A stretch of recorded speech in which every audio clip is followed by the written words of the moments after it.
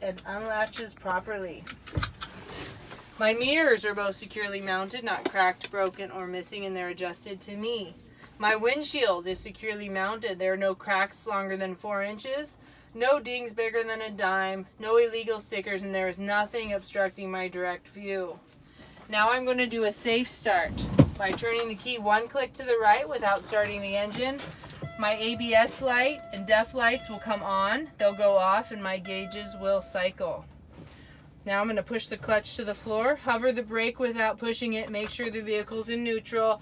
I'm going to start the engine, watching that my oil pressure rises within the first 10 seconds.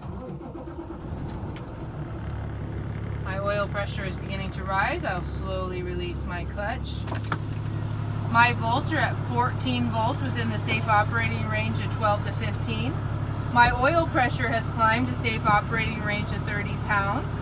My coolant temperature is about 165 and it's continuing to rise.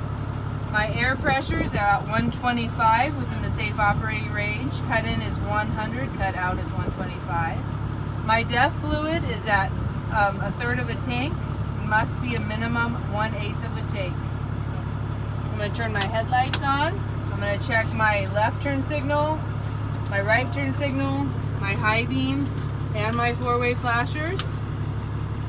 Checking my windshield wipers and fluid. They're securely mounted, not cracked, broken, or missing. They make firm contact to the glass and my spray works.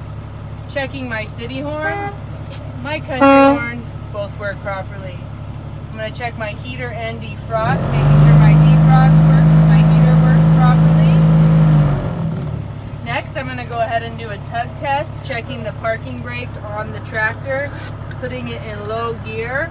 I'm going to slowly release the clutch. I'm looking for a slight rise in my mirrors and I should not move. Okay, there it was. I'm going to go ahead and set my trailer brake, release my tractor brake, checking the emergency brakes on the trailer. Once again, I should see a slight rise in my mirrors and I should not move. Okay, that was success. Now I'm going to go ahead and check my service brakes. I'm going to go ahead and put it in first gear, release my trailer brake. I'm going to pull ahead no more than 5 miles an hour, and I'm going to come to a nice smooth stop. I should have no side-to-side pulling. Slowly release the clutch and brake, nice smooth stop. Now I'm going to check the service brakes on the trailer. Release my clutch, get going no more than 5 miles an hour, clutch, should have a nice smooth stop. Okay.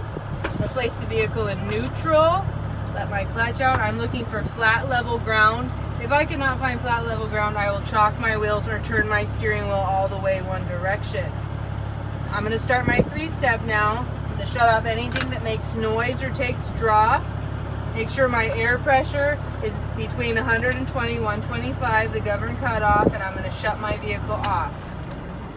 Then I'm going to turn the key back on, 1 click to the right, so all my gauges come alive and my lights come on. Okay, so step 1 is your applied brake check. You're looking and listening for leaks. So what I'm going to do is I'm going to apply full application to the brake, over 75 pounds, and I'm going to wait for my air gauge to steady out and stop moving. Once it steadies, I'll start my minute and I cannot lose more than 4 psi. So I'm going to start my minute now. Okay, a minute's gone by and I haven't lost any air pressure. That was a success. Step 2 is my low air warning. I'm going to fan my brakes until I get a visual and an audible alarm, 55 psi or above.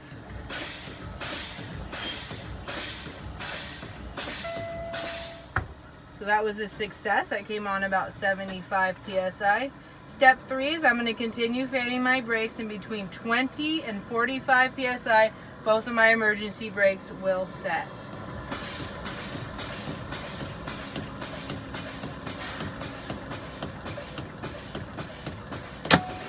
Okay, that was a success. Now I'm going to go ahead and do another safe start. Clutch in, hovering the brake without pushing it, starting the truck.